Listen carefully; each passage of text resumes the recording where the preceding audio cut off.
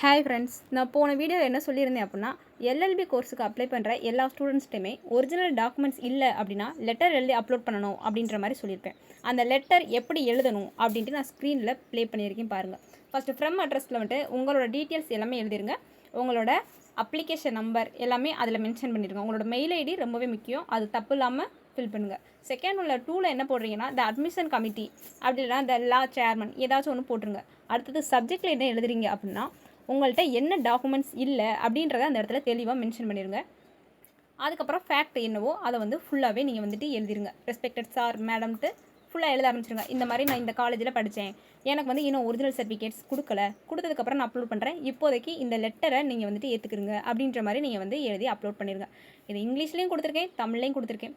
யாருக்கு எது வேணுமோ நீங்கள் வந்து அதை பார்த்துக்குருங்க. நான் மேற்கொண்டு டிஸ்கிரிப்ஷன்லேயுமே இந்த லெட்டர்ஸ் எல்லாம் டைப் பண்ணி போட்டிருக்கேன், அதையும் பார்த்துக்கோங்க. தேங்க்யூ.